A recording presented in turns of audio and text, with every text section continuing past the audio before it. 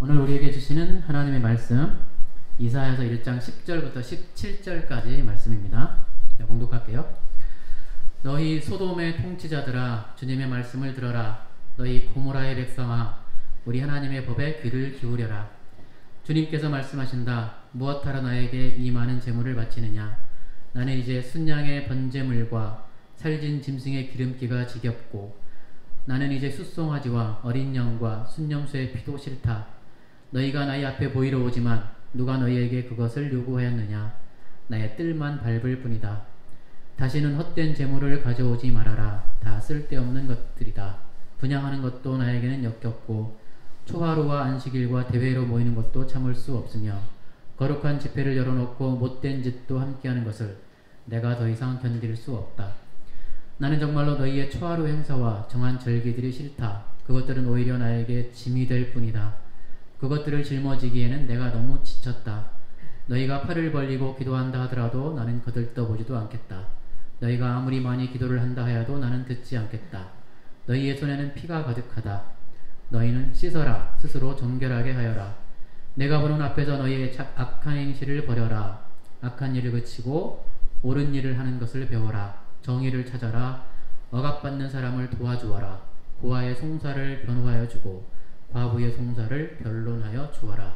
이는 살아계신 하나님의 말씀입니다. 아멘. 오늘 말씀은 이사야서, 오늘 우리 교회에 주시는 말씀 제목입니다. 지난해부터 청년부의 화두가 제가 계속 반복적으로 강조해서 하는 말씀이 거룩의 일상화, 거룩의 구체화. 그렇죠? 하나님을 믿는다는 것을 추상적 개념으로만 생각할 것이 아니라 교회, 예배, 기도 등 우리가 소위 영적이라고 불리는 영역뿐만 아니라 일주일 7일 동안의 삶에서 우리가 어떻게 하나님의 자녀답게 살아갈 수 있을까 하는 그런 고민들을 계속 해보고 내 삶에서 실천하는 그런 주제를 계속 다루고 있습니다. 오늘 본문이 그 예를 극단적으로 너무 극단적이라서 굉장히 충격적이지만 어쨌든 거룩이 일상적으로 실천되지 않을 때 하나님이 어떻게 우리를 평가하시는가에 대한 얘기가 나와 있습니다. 우리 묵상집 기쁨의 언덕으로가 이제 2월하고 3월 2달 동안 이사야서를 묵상하니까 앞으로 8주 정도 이사야서를 계속 설교를 하려고 합니다. 오늘 첫 시간이니까 늘 첫 시간에 그랬듯이 이사야서 배경을 좀 얘기를 하고 넘어갈게요. 이사야서는 이렇게 크게 보편적으로 세 부분으로 나눠요. 제1 이사야서라고 부르는 부분이 1장에서 39장인데 주전 8세기를 배경으로 유다와 예루살렘에서 일어난 일을 아모스의 아들이라고 불리는 이사야가 기록한 책입니다. 이 아모스는 선지자 아모스랑은 다른 사람이에요. 이름이 같은, 그때 같은 이름을 가진 사람들이 굉장히 많았으니까 이사하고 40장부터 55절까지는 바벨론 포로기가 배경이에요. 그때 당시 살았던 익명의 사람, 익명의 이사야가 기록했다고 보고 제2 이사야로 보통 부릅니다. 그리고 그 후에 66장 끝장까지는 포로기로부터 돌아와서 예루살렘에서 돌아온 귀환 공동체의 삶을 보여주는데 제3 이사야라고도 해요. 그러니까 저자가 적어도 3명 정도는 있다고 볼 수 있고, 또 어떤 학자들은 제1 이사야, 제2 이사야를 한 사람이 썼다고 보는 견해도 있기 때문에 어쨌든 여러 사람의 저자가 있다는 것과 후대에 바벨론 포로기 이후에 편집됐다는 것은 알 수 있죠. 옛날에는 이렇게 여러 사람의 저자가 기록한 것을 후대에 편집했다고 말을 하면 자유주의 신학이라고 비판을 받던 경우가 굉장히 많았어요. 제가 중고등부 다닐 때만 해도 하나님이 이사야 선지자를 앉혀놓고 불러주는 대로 적어 처음부터 끝까지 하나님 불러준 대로 그대로 받아 적었다. 뭐 축자 영감성, 그렇기 때문에 단 한자도 틀리지 않다 이렇게 배웠었거든요. 그렇게 말하지 않고 이게 여러 사람이 썼고 후대에 편집했다 말하면 자유주의 신학이다 이렇게.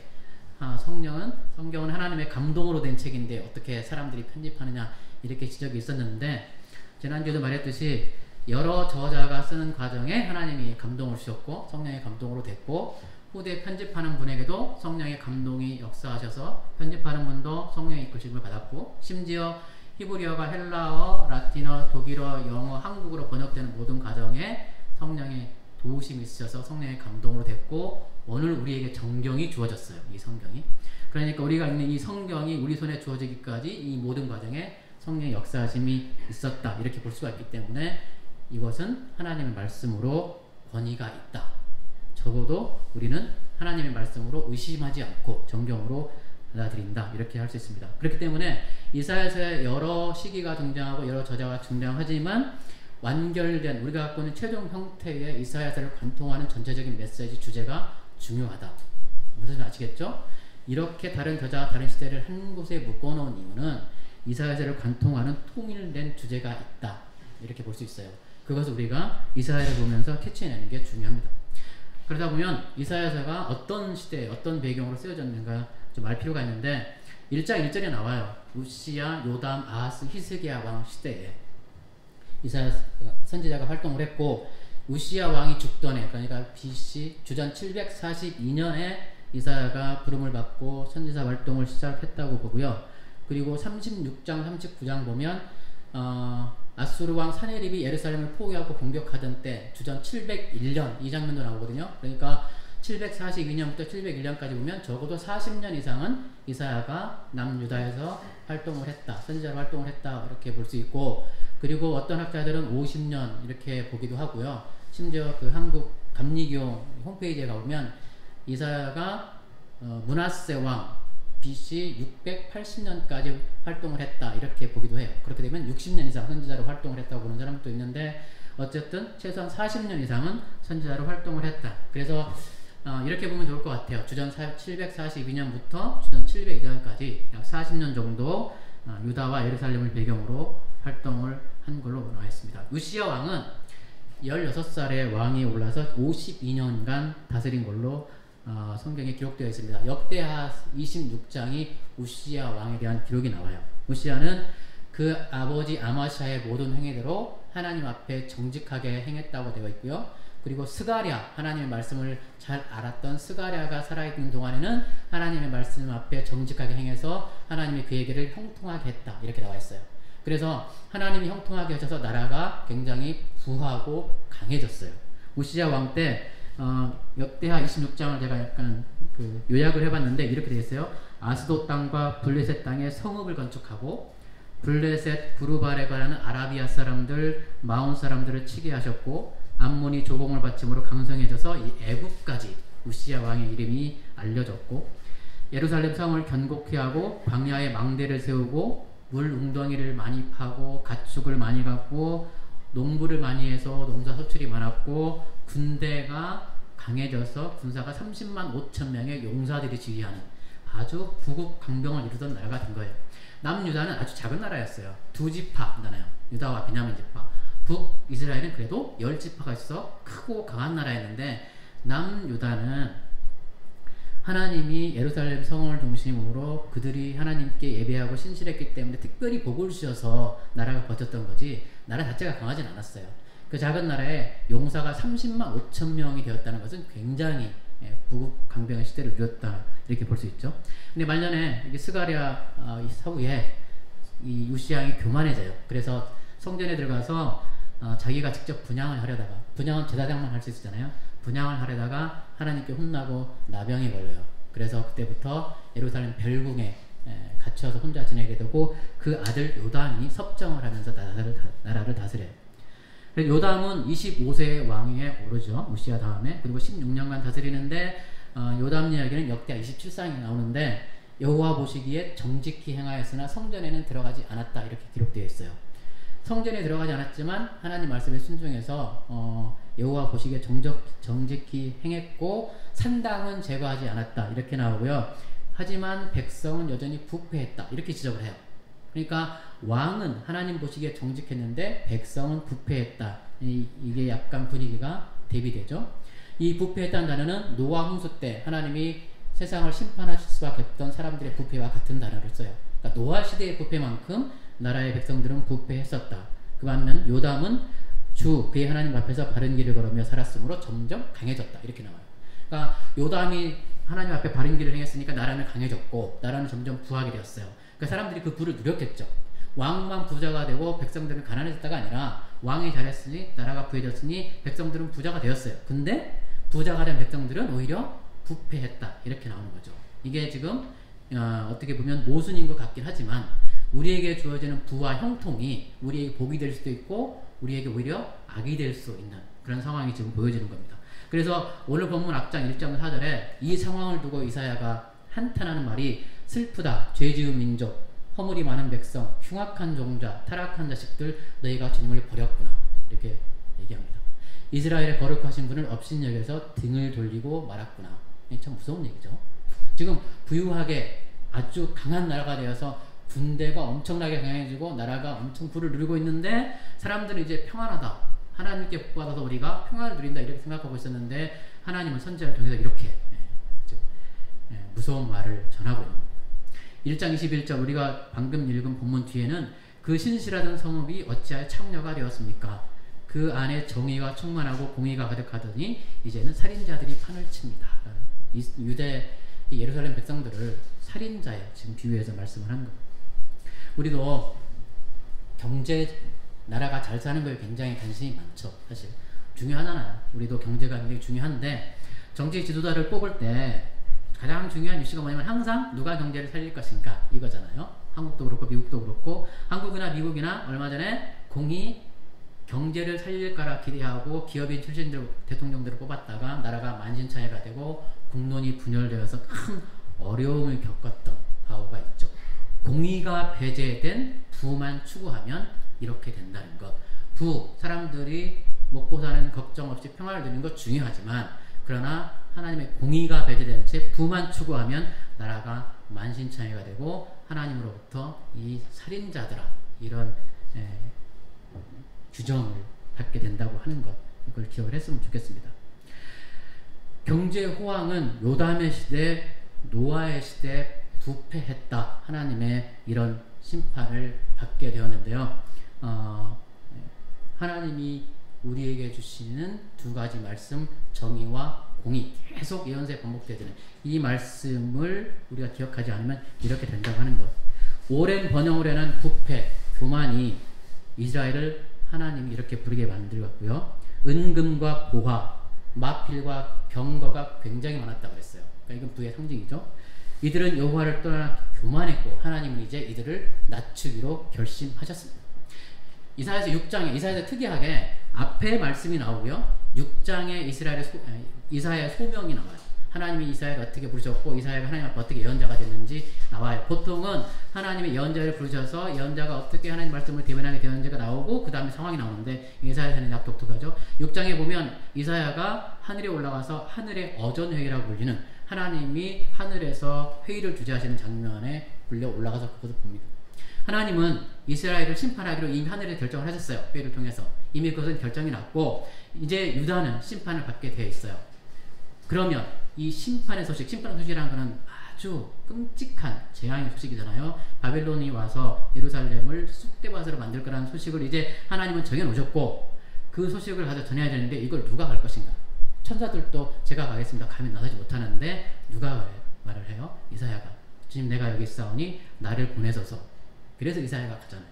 근데 우리는 이 장면을 아주 아름답고 낭만적으로 우리 찬양 있잖아요. 주님 내가 여기 있사오니 나를 보내소서.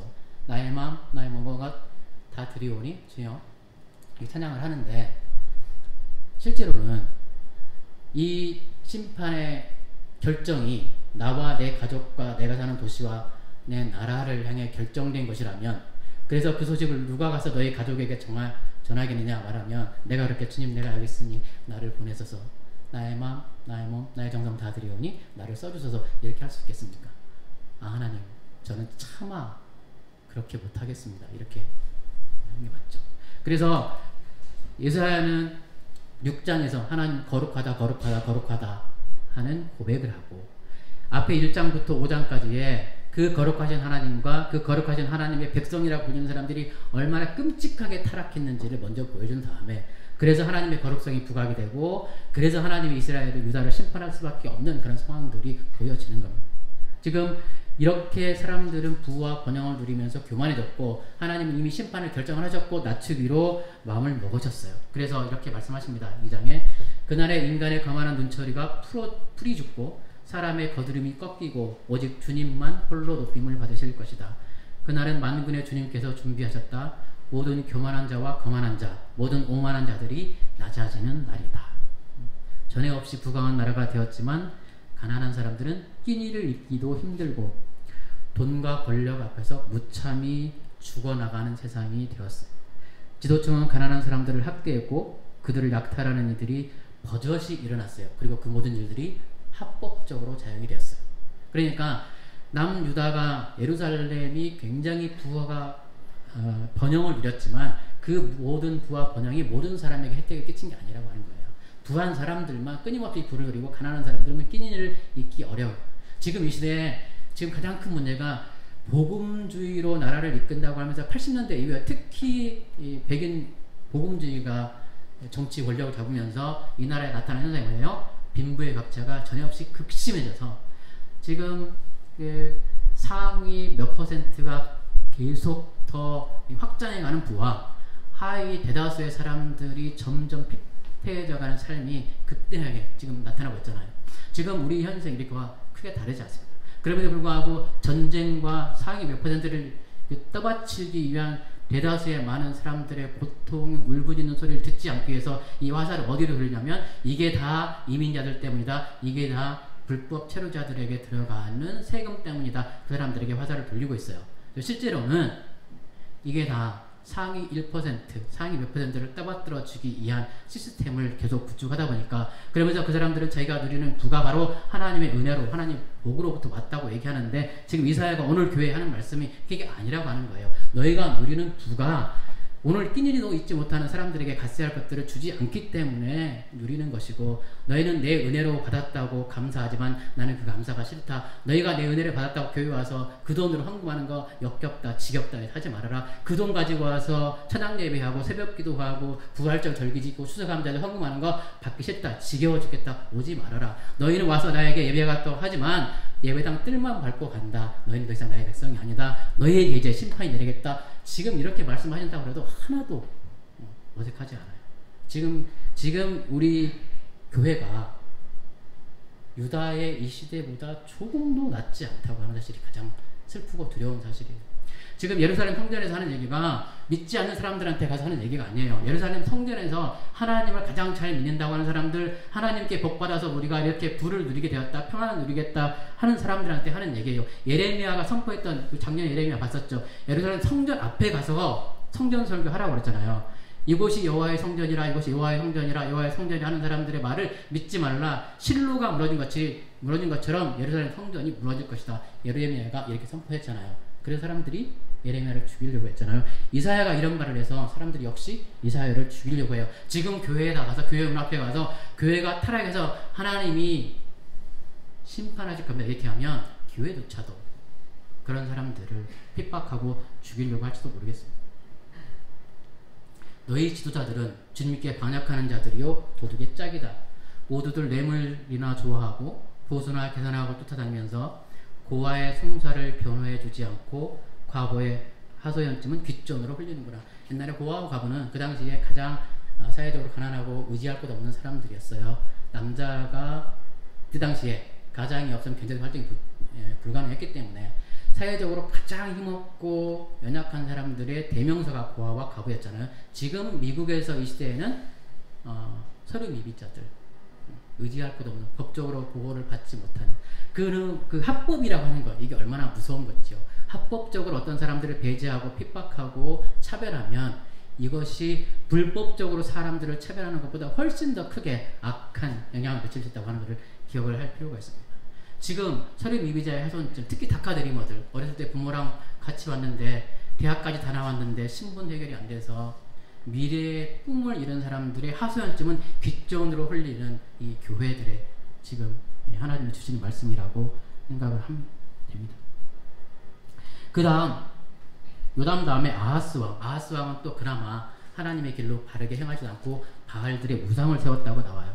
이스라엘 민족들에 의해서 하나님 믿는 사람들에 의해서 쫓겨난 이방신들의 우상들을 숨기고 산당과 푸른 나무 아래에서 제사하고 분향했다 이렇게 나와요. 그랬더니 아하스 왕 때는 군사적으로 나라가 어려움을 겪습니다. 그때 아수르가 강성해지니까 아람하고 북이스라엘이 동맹을 맺어서 아수르에 대항하려고 하죠. 그러면서 남유다에게 놓이고 와서 아하스에게 우리도 와서 동맹을 하자. 세 나라가 연합해서 아수르와 대적하자. 이랬죠. 그렇게 얘기를 하니까 아마 남유다에서 그 동맹군에 가입하고 싶었던 사람들이 꽤 있었나 봐요. 근데 아하스는 거부했어요. 그랬더니 아람과 북이스라엘의 동맹군이 남유다 중에 다부엘의 아들이라고 하는 사람들, 이 사람들을 유다 왕위에 세우려고, 그러니까 친동맹파겠죠. 반동맹파가 아니라 왕이 세우려고 했는데 실패해요. 그래서 이제 전쟁이 일어나는데 유다가 패하고 많은 왕자들이 죽고 사람들이 죽고 다치고 다메섹으로 사람들이 끌려가요. 이 우상 숭배로 인한 어려움이 생기거든요. 이때 여호와만 믿고 의지하라는 이사야의 말을 거부해요. 아하스 왕이. 그리고 어떻게 하냐면 아수르에게 도움을 청해요. 하나님이 그렇게 하지 말라고 하시는 거잖아요. 외국과의 동맹으로 이 어려운 위기를 극복하려고 하지 마라. 너희의 위기는 신앙의 위기다. 항상 그거잖아요. 너희의 신앙이 잘못되어 있기 때문에 위기가 온 건데 동맹으로 극복 안 된다. 그래서 이제 아수르에게 동맹을 요구했더니 아수르가 어떻게 해요? 이때다. 안 그래도 팔레스타인에 진출을 해서 뭔가 이 정복을 할 기회만 틈틈이 늘고 있었는데 스스로 와서 좀 도와달라고 하니 이게 얼마나 잘 됐겠어요. 디글랏 빌레셋이 팔레스타인으로 공격을 해 들어와서 아람을 멸망시키고 그리고 납달리, 갈릴리 이 지역을 비롯한 북이스라엘 왕국의 많은 부분을 점령하고 그 사람들을 또 끌고 가요. 끌고 가서 막 흩어놓죠. 그래서 여러 지역을 정복하고 그 사람들을 끌고 갔고요. 아하스 때 시작된 아수르의 위협은 그 아들 히스기야 때 유다의 생존 자체를 위협할 정도로 커집니다. 그래서 열왕기에 따르면 히스기야 4년에 아수르 왕 살마네셀의 군대가 북왕국을 완전히 짓밟고 3년간 사마리아를 포위하고 공격을 해요. 옛날 전쟁 정말 지독했지 않아요? 사마리아를 3년을 포위해서 공격을 하다가 결국 함락을 시키고 722년에 사마리아 북이스라엘 왕국이 완전히 멸망을 하죠. 그리고 사마리아에 있던 사람들 아수르 전역에 흩어버리고 아수르에 있는 사람들을 데려다가 사마리아에 살게 하면서 혼혈을 만들어서 다시는 민족이 반란을 일으키지 못하게 이렇게 정책을 합니다. 히스기야는 좋은 칭찬을 받아요. 아버지 아하스와 날에게 산당을 제거했다고 나오는데 이게 산당을 제거한 것은 남유다 역사에서도 요시야와 히스기야만 받는 칭찬이고 다윗의 길로 행했다 이런 칭찬을 받아요. 아수르 사네립 왕이 유다를 다시 쳐들어오고 예루살렘만 빼놓고 유다의 전 지역이 짓밟힙니다. 그래서 조송 시온이 외롭게 남아있는 것이 포도원의 초막과 같으며 참외밭의 원두막과 같고 포위된 성읍과 같구나. 바로 앞에 말씀 1장 8절의 말씀이 이렇게 나와요. 포도원에 망대만 남았으면 참외밭 옛날에 과수원 보셨어요? 과수원에 그 앞에 망대만 남아있으면 과수원은 다 전멸이 된 거예요. 그러면 참외는 하나도 못 건진 거예요. 그러면 그 망대가 남아있어서 무슨 소용이 있겠어요? 망대가 차라리 무너지고 포도밭이나 참외밭이 남았으면 참외를 따거나 포도는 딸 수 있잖아요. 참외와 포도밭은 다 무너졌는데 망대만 남았어요. 아무 쓸데없는 망대. 참외가 없는데 망대에서 뭘 지킬 거예요? 근데 이스라엘 사람들은 어떻게 생각했냐면 망대는 남겨두셨네. 우리가 희망이 있네. 예루살렘은 남겨두셨네. 희망이 있네. 하나님이다. 아니라는 거예요. 다 죽고 망하고 망대만 나와서 망대 히드들이 뭐 할래 이거거든요. 이 정도로 처절하게 예루살렘은 망해가고 있는데 이 사람들은 아직까지 자기들이 얼만큼 하나님의 진노를 사고 있는지 이해를 못하고 있는 거죠. 히스기야도 바벨론하고 애굽하고 동맹을 맺었던 흔적이 나와요. 히스기야도. 그래서 아수르가 워낙 강해지니까 바벨론도 아수르를 견제하고 애굽은 언제나 국방민족이 강해지면 견제를 했으니까 동맹을 맺었다고 나오는데 히스기야는 그래도 하나님 앞에 바르게 행했다고 했잖아요. 기도를 했어요. 동맹을 맺으면서도. 기도를 해서 하나님이 유다를 아수르로부터 살려주셨잖아요. 예루살렘이 멸망하지 않았어요. 근데 이것이 동맹 때문이 아니라 이사야가 하는 말씀이 그거예요. 히스기야가 기도했기 때문이다. 그렇기 때문에 그 앞에 왕들과는 다른 결과를 낳았다. 북이스라엘과는 다른 결과를 낳았다. 지금 이렇게 하는 겁니다. 국제 정세가 흔들릴 때마다 남유다, 예루살렘의 문명은 항상 풍전등화했어요. 아수르, 그 다음에 바벨론, 페르시아 어떤 제국이 일어나든지 간에 그곳, 그 팔레스타인 제국의 대권을 차지하기 위해서 반드시 지나가야 하는 팔레스타인, 그곳이 제일 먼저 점령을 당하고 그곳에서 전투가 벌어졌기 때문에 어딘가 제국이 일어나기만 하면 이스라엘은 풍전등화의 운명을 얻게 되는 거죠. 그럴 때마다 하나님은 동맹을 의지하지 말고 나를 의지하라, 여호와를 찾으라 이러는데 사실 우리도요 그렇게 쉽지 않아요. 우리 삶의 위기가 왔을 때, 절박한 그런 위기가 됐었을 때 내가 무엇이든지 어떻게든 누군가 나를 도와줄 수 있는 사람, 어떤 방편을 찾아보는 게 먼저 생각나는 거죠. 하나님 앞에 기도하는 것보다. 그게 사실 우리가 성경을 읽으면 이스라엘 사람들은 왜 이렇게 반복적으로 실수할까 실패할까 하지만 막상 나에게 닥치면 나도 그렇게 전적으로 하나님만 의지하는 것이 가능할까 하는 생각이 드는 거죠. 그분 우리가 기억을 했으면 좋겠습니다. 1장으로 이제 넘어가서 시간을 좀 빨리 갈게요. 2절부터 9절까지는 아수르 침공, 지금 말씀드린 히스기야 시대고요. 10절 이후에 요담의 시대, 우리가 지금 방금 읽은 그 심판의 말씀, 요담의 시대를 지금 배경을 하고 있고요. 그리고 1장 전체가 사실은 이사야서 전체의 주제, 심판과 회복의 구도로 되어 있다고 볼 수 있습니다. 그렇기 때문에 1장이 맨 앞에 이렇게 나와 있다, 이렇게 볼 수 있어요. 지금 이 앞에 심판의 경고의 말씀을 우리가 3장 14절 15절에서 이렇게 찾아볼 수 있는데, 하나님께서 지적하는 잘못이 뭐냐면 백성의 장로들과 백성의 지도자들을 세워놓고 하나님께서 재판을 시작하신다. 지금 이렇게 장면이 나와요. 하나님이 그들을 재판하시면 나의 포도원을 망쳐오는 자들이 바로 너다. 누구냐고요? 지도자들, 이스라엘의 지도자들. 가난한 사람들을 약탈해서 너희 집을 가득 채웠다. 아까 말씀드린 그거고요. 어찌하여 너희는 나의 백성을 짓밟으며 어찌하여 너희는 가난한 사람들의 얼굴을 마치 맷돌짓 하듯 짓뭉개느냐. 만군의 하나님이신 주님의 말씀이다. 이렇게 경고를 합니다. 그러니까 합법적으로 재산을 차지했어요. 자기가 가진 위치를 가지고 차지를 했는데, 아까도 말씀드렸죠. 이 합법이라고 하는 것. 지난주에 이민자 보호교회 심포지움 할 때 그 설교하셨던 시카고가 아니라 필라델피아 빈민 목회 흑인 빈민 활동하시는 목회 활동하시는 이태우 선교사님이 하신 설교 중에 이런 말씀을 하셨어요.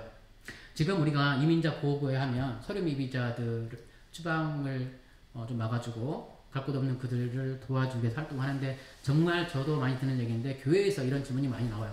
왜 불법을 저지른 사람들, 불법 체류자들을 교회가 도와줍니까? 불법 체류자들은 법에 따라 처벌을 받아야 되지 않습니까? 그게 하나님의 법이 아닙니까? 이렇게 묻는 사람들이 굉장히 많아요. 근데 이태호 선교사님이 하신 말씀이 이거예요. 예수님이 죽으실 당시 예수님의 죽음도 그때 당시에는 합법적으로 내려진 결정이었어요. 그렇죠? 로마의 총독이 합법적으로 내린 결정이었어요. 나치가 유대인들이 그렇게 죽인 것도 나치의 법으로는 합법적이었어요. 그죠? 그들의 법에 따라 그렇게 한 겁니다. 그리고 지난 4년 동안 이민자를 차별하고 추방한 것도 그때 당시에 대통령의 행정명령과 법으로 합법적으로 그렇게 한 거였어요. 심지어 노예제도도 당시에는 합법적이었어요. 이게 다 법으로 된 거예요. 아까도 말했듯이 합법적으로 불의를 저지르면 불법적으로 하는 것보다 더 크고 더 악한 악행들이 나올 수가 있기 때문에 우리가 이것이 옳고 그른가를 판단하는 것이 중요합니다. 우리는 세상의 권세에 근본적으로 복종하도록 순종하도록 법에 따르도록 이렇게 규정이 되어 있어요. 그렇죠? 세상 법에 우리는 따라야 됩니다. 그러나 세상 법이기 때문에 무조건적으로 따라야가 아니라 로마서 할 때도 그랬고 예레미야 할 때도 그랬지만 세상 법이, 세상 제도가 하나님의 법과 어긋나고 하나님의 정의와 어긋난다면 우리는 그 법을 고치고 그 법에 저항할 수 있어야 됩니다. 그게 기독교인이라고 말했죠. 우리는 세상의 법보다, 세상의 제도보다 하나님의 법, 하나님의 공의를 더 중요하게 생각하는 사람들이고 더 우선순위에 놓는 사람들이기 때문입니다. 그렇기 때문에 기독교인들에게는 그런 불의한 법에 저항할 의무가 있습니다. 여기서 보세요. 지도층들이 다 잘못하진 않았을 거예요. 그 지도층들 중에 일부는 선한 사람들도 있었을 텐데 백성의 장로들과 백성의 지도자들 모든 사람들을 다 싸잡아서 너희가 나의 포도원을 망쳐놓았다. 다 이렇게 얘기하잖아요. 그러니까 그 나라에 저지러지는 불법엔 모든 사람들이 다 책임이 있는 겁니다. 아까도 말씀드렸듯이 이게 예루살렘 성전에서 하나님을 가장 잘 안다고 생각하는 사람들, 하나님께 가장 많은 재물을 가지고 오고 하나님께 가장 뜨겁고 정성스러운 예배를 드린다고 하는 사람들 앞에서 지금 이사야가 선포를 하는 겁니다. 너희 그런 사람들한테 너희는 소돔이다 고모라다 이렇게 부르잖아요. 소돔과 고모라는 죄악의 상징, 그렇죠? 죄악의 상징. 하나님 보시기에 가장 악한 무슨 죄? 폭력의 죄, 악한 죄의 상징이었어요. 그래서 완전히 멸망해서 다시는 일어설 수 없이 심판을 받았던 심판의 상징, 멸망의 상징이었습니다. 그런데 하나님은 바로 예루살렘 성전에 모인 사람들에게 너희가 소돔이다, 너희가 고모라다. 예레미야도 23장에서 이런 얘기를 똑같이 했어요. 소돔과 고모라와 다를 것 없다 이렇게 얘기합니다. 그러면서 여호와의 말씀을 들어라 계속 외치잖아요.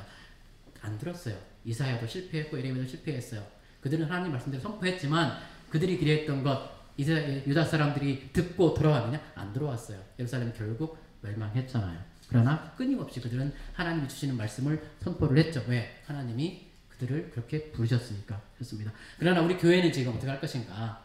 그들처럼 듣기는 들어도 깨닫지 못하고 보기는 보라도 알지 못하고 여전히 우리는 이런 선지자의 외침을 오늘 보면서도 주여 내가 여기 있사오니 나를 보내소서 나를 선교지로 보내서 이렇게 낭만적으로 혼자 하나님 앞에 신앙 고백만 할 것인가? 큐티하면서 오늘 나에게 주시는 말씀 나는 오늘 어디로 갈까? 이런 구절만 외우고 있을 것인가? 아니면 이 타락한 교회의 모습을 보고 한탄하면서 참회의 기도를 올릴 것인가? 이 나라가 이렇게까지 부패하게 되었고 특히 나라가 아니죠. 지금은 교회가 이렇게까지 부패하게 되어서 이번 주에 보니까 교회 포비아라는 말도 생겼더라고요. 이런 시대에 이제 우리 아스토리 한인교회 총회는 그들과 달라요 라고 말할 것인가? 처음에요. 신천지 인터코까지 그랬을 때는 그들은 다른 사람들이라 말했지만 이제는 그럴 수 없을 것 같아요. 우리도 책임이 있어요. 우리는 그 사람들과 달라요. 이제는 안 그런 것 같아요. 교회가 전체 우리도 교회 포비아에 사람들이 싫어하고 가기를 두려워하는 그 일부가 되어버렸어요. 우리가 줬든 질든 우리가 뭘 했든 안 했든 간에. 그러니 이런 사회에서 우리 아시아틀의 하나님교회 청년부 여러분들 향한 나의 책임은 뭐라고 생각을 하냐면 여러분들이 밖에 나가서 교회 다닌다고 떳떳하게 말도 하지 못하는 이런 상황에서 어떻게 여러분들을 지켜내고 교회 안에서 보호할 수 있을까. 근데 제가 아는 사람 옛날에는 성경책 들고 다니는데 요즘에는 교회 갈 때 창피해서 성경책 가방에 넣고 다닌다고 하는 밖에 나가서 직장이든 친구들 만나서 나 교회 다니 말도 못하는 이런 상황에서 그럼에도 불구하고 어떻게 우리는 이 신앙을 지켜낼 것이며 우리는 그래도 무엇이 잘못됐는지를 알아야 회개하고 고칠 거 아니에요. 우리는 그래도 적어도 무엇이 잘못됐고 무엇이 우리를 향하여 부패하다고 말씀하시는 하나님의 근거인지를 적어도 알고 있을 수 있어야 그래야 우리는 깨닫고 고치고 정말 구루터기라도 되어서 작은 희망이라도 남겨놓지 않을까. 우리 청년부가 그랬으면 좋겠습니다. 무수한 재물, 번제물, 기름, 피, 순양, 살진 어린 짐승, 숫소, 어린 양, 순염소 이게 다 복수로 되어 있어요. 그러니까 정말 무수히 많은 재물들을 가지고 온 거예요. 열과 성을 다해서 가지고 왔어요. 정말 뜨겁게 예배를 드렸어요. 그러나 하나님은 질리셨대요. 기쁘지도 않고 받지도 않으시겠대요. 그들은 하나님께 재물을 바치러 나왔다고 생각했지만 너희는 나에게 제사 드리러 온 것이 아니다 말씀합니다. 11조 감사헌금, 성경금, 건축금, 작정헌금 등등 정말 하나님 기뻐하실 만한 재물을 정성껏 가지고 왔는데 안 받겠다, 지겨워 죽겠다, 가지고 오지 말아라 이렇게 말씀하는 거랑 똑같은 거거든요. 그렇다고 해서 구약 제사 전체를 하나님이 부정하신 게 아니라는 걸 아시겠죠. 그들의 삶에 악이 행해지는 그 모습 그대로 나오지 말라고 하는 거예요. 제사 자체는 거룩한 것이고 하나님이 제정해 주신 것이고 그때 당시에는 자기 죄를 속할 유일한 방법이었고 지금 우리가 하나님을 만나고 하나님을 경배하는 유일한 방법이 예배드리는 것. 이 예배가 소중하지만 그러나 주중에 우리 손에 피 묻히고 와서 그 상태로 예배드리는 그 모습 그걸 받지 않겠다고 하시는 거거든요. 예배가 정말 거룩하고 소중하다는 것은 우리가 절대 부인하면 안 돼요. 하나님이 예배 자체를 부인하는 게 아니라 예배드리는 사람들이 악행을 저지르고 그 모습 그대로 나오는 것을 받지 않겠다고 하는 겁니다. 빈궁한 사람들, 가난한 사람 짓밟고 가난한 사람을 망하게 하는 그런 사람들이 와서 보십시오. 저울로 속이자 헐값에 가난한 사람을 사고 사람들이 인생을 망쳐놓고 노예에 사려들이고 빈궁한 사람들을 사들이자 이러면서 교회 와가지고 오늘 제가 노예를 많이 샀습니다. 오늘 제가 저울을 속여서 돈을 이만큼 남겼습니다. 하는 위선과 똑같다는 거예요. 실제로 그렇게 와서 교회에 기도하는 사람은 없겠지만 그렇다고 하는 거죠. 그러니까 차마 교회가 그렇다고 말하기는 마음 아프니까 우리는 오늘 일이 아니고 오래전에 이스라엘 사람들이 그랬대요. 뭐 이 정도만 생각했으면 좋겠는데 사실 또 한편으로 안 그렇잖아요.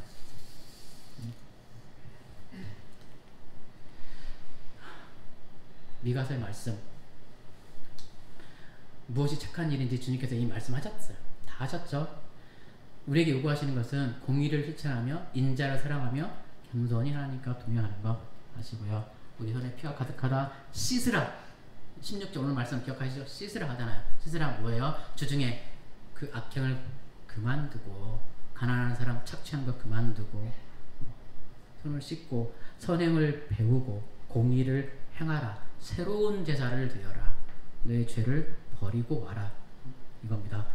예배나 제사의 개혁, 새로운 형태의 예배를 만들려가 아니라 주중에 삶에서 죄를 제하여 버리고 와라.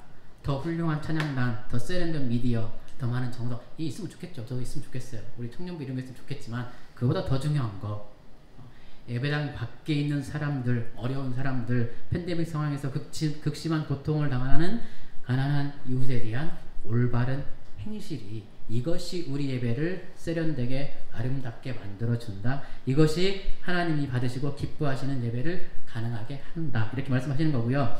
여러분, 우리가 하루하루 정말 살얼음판 걷듯이 힘들게 살아가는데, 지금 이 말씀, 이 심판의 말씀을 청년부 여러분들한테 지금 하기는 좀 미안한 마음도 있어요.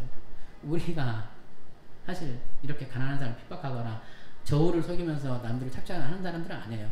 우리는 하루하루 성실하게 직장 다니면서 정말 늘 우리가 강조하듯이 열심히 성실하게 하루하루 살아가면서, 그럼에도 불구하고 이 팬데믹 때문에 닥치는 어려움, 이걸로 하루하루 힘들게 버텨가고 있는데, 이렇게 엄청난 심판의 말씀이 주어지는 것은 우리도 감당할 수 없는 무거운 멍에를 또 주는 것 같아서 미안한 말씀이지만, 그러나 이것은 한국 교회, 미국 교회 전체를 향한 하나님의 말씀이라고 생각을 하고, 그래도 우리는 이 부패한 문화의 교회에 동아리지 않고 적어도 문제가 무엇인지는 직시를 하고, 그래서 이 교회가 회복되기를 기도하고, 그래서 이사야서는 이렇게 무서운 심판의 말씀이 이어지지만 뒤에 회복의 말씀, 번영의 말씀이 다시금 약속되는데, 그렇게 나가려면 문제가 무엇인지 알아야 되고요.